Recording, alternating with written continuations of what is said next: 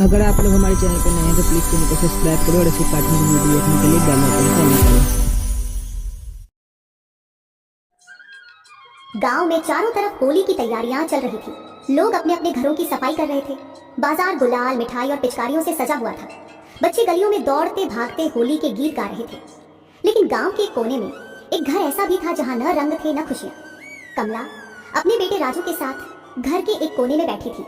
उसका पति रमेश 4 साल पहले एक हादसे में गुजर गया था और तब से ही कमला जमींदार के घर खाना बनाने का काम किया करती थी। माँ, इस बार हम होली मनाएंगे ना? मुझे भी रंग लगाना है और मिठाई खानी है। बेटा, होली तो सबके लिए होती है, लेकिन हमारे पास अभी पैसे नहीं हैं। अगर इस बार हम थोड़ा और मेहनत कर लें तो अगले साल धूमधाम से होली मनाएंगे, ठीक है? लेकिन माँ, पिछले बार भी आपने यही कहा था और उससे पहले भी। क्या गरीबों के लिए कोई त्योहार नहीं होता? कमला के पास इसका कोई जवाब नहीं था। फिर वह राजू से कहती है, बेटा तुम अभी स्कूल जाओ, मैं मालकिन से पैसे के बारे में बात करूंगी। कमला का बेटा राजू गांव के सरकारी स्कूल में पढ़ता था। कमला उसे स्कूल भेजकर जमींदार के घर खाना बनाने चली जाती है। खाना बनाते समय वह सोचती है, अभी तो मैं 10 दिन पहले मालकिन से पैसे मांगे थे, अभी मैं मांगूंगी तो शायद मालकिन गुस्सा करेंगे, पर राजू के लिए रंग और पिचकारी लेना था। एक बार कहकर देखती हूँ, शायद वह पैसे दे दे। फिर कमला किसी तरह हिम्मत जुटाकर अपनी मालकिन से कहती है, मालकिन होली का त्योहार आ रहा है, राजू रंग और पिचकारी की जिद कर रहा है।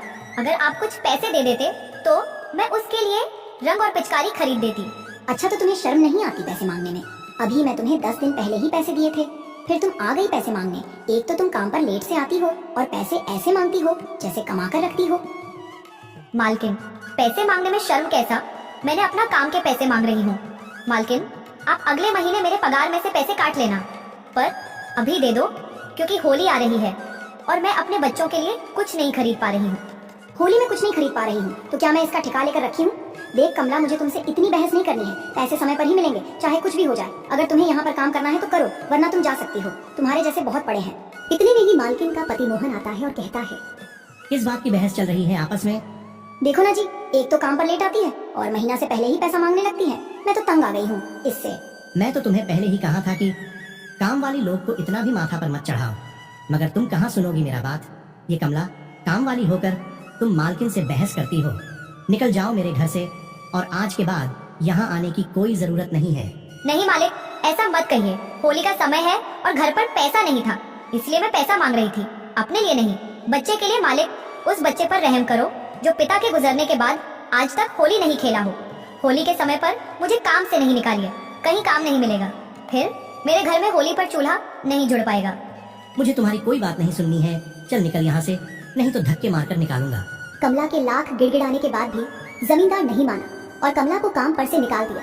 बड़ी उदास मन से कमला घर जाने लगी। वह इतनी परेशान थी कि चलते चलते वह जंगल के रास्ते पर निकल पड़ी। फिर बड़ी उदास मन से वह जंगल में ही बैठ जाती है। तभी एक साधु बाबा उस जंगल से ही गुजर रहे थे और कमला को उदास देखकर पूछते हैं, बेटी, आजकल जमाना बहुत खराब है, तुम इस सुनसान जंगल में अकेले क्यों बैठी हो? आपको क्या ही बताओ बाबा, होली का त्योहार आ रहा है और आपको तो पता ही होगा कि बच्चे होली में कितने मस्ती करते हैं, पर मेरे बच्चे की किस्मत में शायद मस्ती लिखा ही नहीं है। जब भी मैं उसके लिए कुछ अच्छा करना चाहती हूँ तब और भी बुरा हो जाता है। मैं जमींदार के घर खाना बनाने का काम किया करती थी, पर जमींदार ने मुझे अब काम से ही निकाल दिया। मुझे समझ में नहीं आ रहा है कि मैं अब क्या करूं। देखो बेटा, उदास मत हो, अभी होली के 4 दिन बचे हुए हैं। तुम दूसरों के घर में काम करती हो, उससे अच्छा तुम अपना कुछ व्यापार करो। जैसे कि अभी होली का समय है तो रंग और पिचकारी, गुलाल, ये सब अभी ज्यादा बिकेंगे। तुम इसी का व्यापार क्यों नहीं कर लेती हो? पर बाबा, यह सब व्यापार करने के लिए पैसा होना जरूरी है और मेरे पास तो अभी खाने के लाले पड़े हैं। मैं व्यापार कैसे कर सकती हूँ? बेटा, तुम कहीं से पैसा उधार ले लो, पर तुम अपना व्यापार करो और खुद का मालिक बन जाओ। बाबा, अगर व्यापार नहीं चला तो मैं उधार के पैसे कहाँ से भरूंगी? नहीं नहीं, मैं इतना बड़ा रिस्क नहीं लेना चाहती हूँ। मेरे एक बच्चे हैं, ऐसे में तो भूखे मर जाएंगे हम लोग। अरे पगली, रिस्क तो हर कदम पर लेना पड़ता है। क्या तुम यहाँ खड़ी हो तो रिस्क नहीं है? जो रिस्क लेता है जिंदगी में वही आगे बढ़ता है। और हाँ, तुम देसी नुस्खे से ही रंग और गुलाल को बनाकर बेचना। अगर तुम्हारा व्यापार नहीं चला तो तुम इसी जगह हमसे आकर मिलना। यह सब कहकर बाबा वहाँ से चले जाते हैं। फिर कमला एक उम्मीद लेकर घर लौटती है और गांव के ठाकुर के यहाँ पैसे लेने पहुँच जाती है। जो गांव वालों को व्यापार के लिए उधार पैसे दिया करता था। ठाकुर साहब, हमें भी पैसे चाहिए। मैं भी अपना एक व्यापार करना चाहती हूँ। अरे तुम औरत जात होकर क्या व्यापार करोगी? तुम लोगों को तो घर का खाना और बर्तन का ही काम शोभा देता है। ठाकुर साहब, मैं मजबूर हूँ, तभी व्यापार करना चाहती हूँ। मुझे कुछ पैसे उधार पर दे दीजिए। जैसे मेरे पास पैसे आने लगेंगे मैं आपका पैसा वापस कर दूंगी। ठीक है, तब तक तुम अपने घर के कागज लाकर मेरे हवाले कर दो। कहीं तुम कर्ज नहीं चुका पाई तो ये घर हमारा हो जाएगा। ठाकुर की यह बात सुनकर कमला का मन डगमगा जाता है। फिर उसे साधु बाबा की बात याद आती है। अरे पगली, रिस्क तो हर कदम पर लेना पड़ता है। क्या तुम यहाँ खड़ी हो तो रिस्क नहीं है? जो रिस्क लेता है जिंदगी में वही आगे बढ़ता है। ठीक है ठाकुर साहब, मुझे आपकी यह शर्त मंजूर है। मुझे पैसा दे दीजिए, मैं कागज लाकर आपको दे दूंगी। फिर कमला ठाकुर से 5000 रुपए उधार लेकर रंग गुलाल बनाने वाले सामान को लेकर घर आ जाती है और अपने घर के नुस्खे से ही रंग और गुलाल को बनाती है। और अगली सुबह ठेले पर रंग गुलाल और पिचकारी लेकर गांव की तरफ निकल जाती है। आओ भाई, आओ बहन, ये कोई बाजार का रंग नहीं, ये है अपने हाथों से बना प्यार भरा गुलाल। ना केमिकल ना जलन, बस फूलों की खुशबू और प्यार की मिठास। इस तरह से करके कमला पूरे गांव में रंग गुलाल पिचकारी बेचने लगी, लेकिन कोई उसके रंग खरीदने को तैयार नहीं था। लोग उसकी दुकान के पास से निकल जाते और वह मायूस होकर अपने रंगों को देखती रहती। इस गांव में एक रामलाल नाम का व्यक्ति कई सालों से रंग बेच रहा था।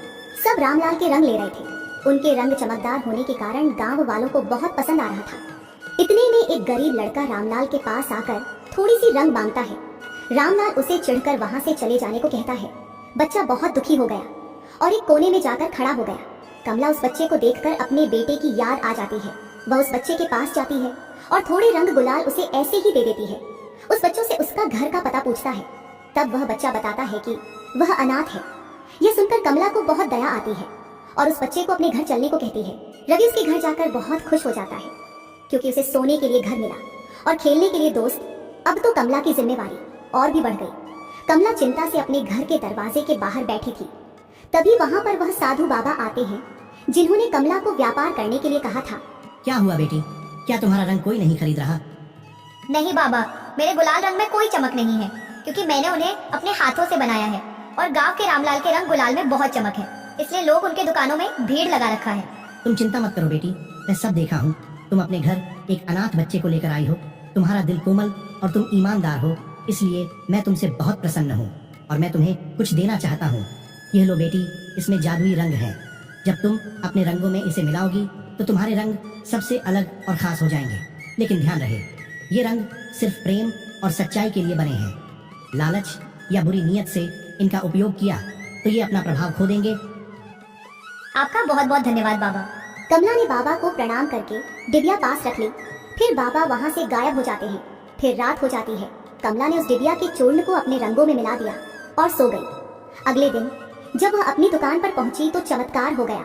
उसके रंगों में एक अलग ही चमक थी। वे न केवल सुंदर दिख रहे थे बल्कि उनसे हल्की हल्की खुशबू भी आ रही थी।